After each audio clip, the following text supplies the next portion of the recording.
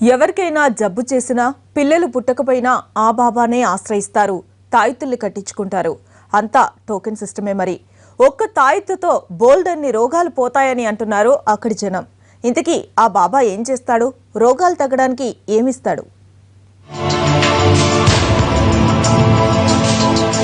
శ్రీకాకుళం జిల్లా రేగడి ఆముదాలవలస మండలం లచ్చరాయిపురం గ్రామం ఇది. ఉన్నది 150 ఇళ్లు.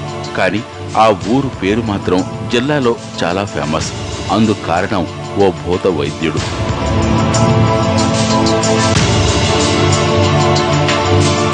పేరు రాములు.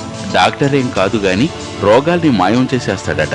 శ్రీకాకుళం జిల్లాలోనే కాదు, గురుడు తెలుగు రాష్ట్రాల్లో తెగ పాపులర్ అయిపోయాడు.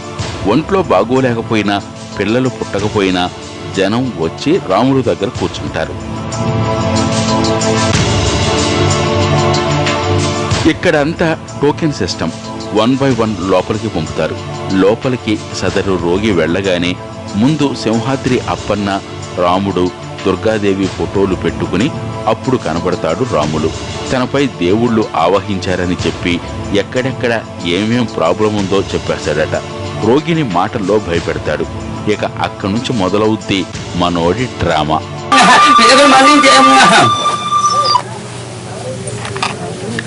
నీరసం ఇంకా నీరసం ఉంది, నిద్ర పట్టుకుంటుంది.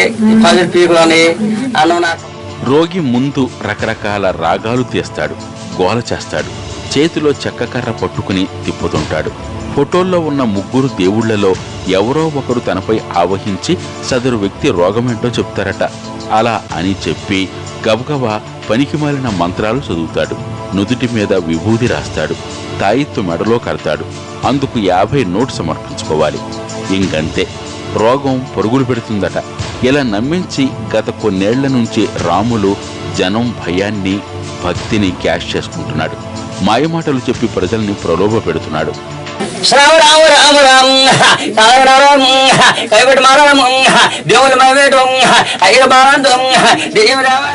శనివారం ఒక్కరోజు మాత్రమే రాములు ఎంట్రీ ఇస్తాడు. పిల్లలు పుట్టడం లేదంటూ జనం ఒడిషా నుంచి కూడా ఈ మారుమూల గ్రామానికి వస్తున్నారంటే ఆశ్చర్యం కలుగుతుంది. చదువుకున్నోళ్లు కూడా బాబా దగ్గరికి క్యూ కడుతున్నారు. ఈయన గారి దగ్గరకు వచ్చాకే రోగాలు దూరమయ్యాయని చెప్తున్నారు. ఇష్టముంటే నమ్మండి, లేకపోతే మానేయండి అంటున్నారు. విజయవాడ, హైదరాబాద్ కాదు తెలిసింది.